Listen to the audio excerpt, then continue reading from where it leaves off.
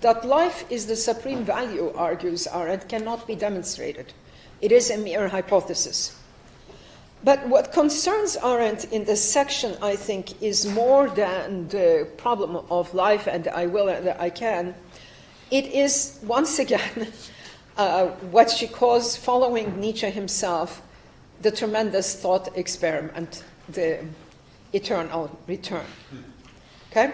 It seems as if we cannot get past this. I still remember the opening discussions, in this seminar. But Arendt is very sensitive in general to the literary qualities of Nietzsche's prose, and she pays attention to aphorisms, parables, and she insists that this is a thought experiment, a most daunting thought experiment, which Nietzsche calls das größte Schwergericht, and that of the eternal return. Now, I'm going to assume that we all know this. We all know what it is. I'm not going to read the passages in which Arendt herself quotes Nietzsche.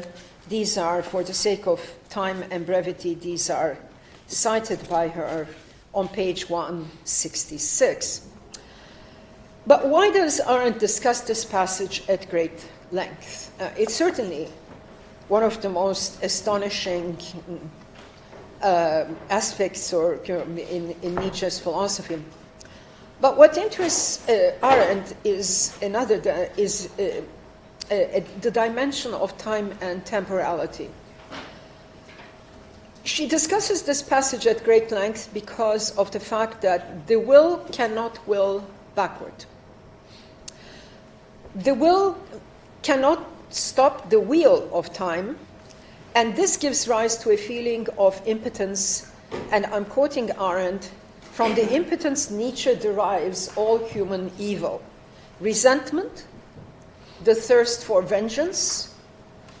She adds in parentheses, we punish because we cannot undo what has been done, and the thirst for power to dominate others, end of quote, 168. But if the will is shown to be an illusion, if one repudiates willing, one would be freed from the unbearable responsibility if nothing that was done could be undone. So how she's reading Nietzsche here is that, in effect, Nietzsche is not the philosopher of the will, but he is the philosopher who repudiates and renounces the will, because renunciation of the will opens one up to what exactly? This is the point. So the time consciousness of willing is at the center of Arendt's reading of Nietzsche. The will clashes with the past. And it's this problem of time consciousness is one that preoccupies her throughout this volume. And interestingly, she reads Heidegger's concept of Sorge, of care, as a surrogate for Nietzsche's willing, and points out that both care and willing are oriented towards the future. So the will is resentful because it cannot undo what has been done, but it is also anxious because it wants to bring about something in the future, but something that it cannot control. In these processes of caring and acting, one is delivered to forces beyond one's power. For Arendt, this dimension of the uncontrollability of the future is inherent in all of action's creativity as well as its vulnerability. And her emphatic concept of action here, as developed in the human condition and as distinguished from work and labor. No one controls, she points out, the narrative of one's actions, the stories that will be told of one when and after one acts. The actor, in this sense, is both the doer and the victim. So in the human condition, Arendt developed her own theory of the temporality of action, which inevitably becomes part of a web of narratives.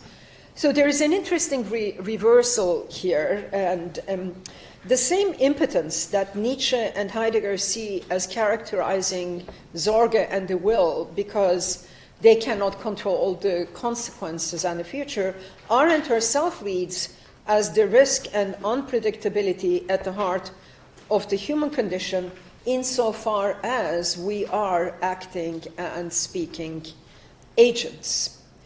Inserted as we are into the web of narratives of the human life world, we seek to control their fragility, not by pretending that we can be indifferent to the will by overcoming it, but by two activities that she calls promising and forgiving, two human faculties that are our response to the unpredictability and vulnerability of human action.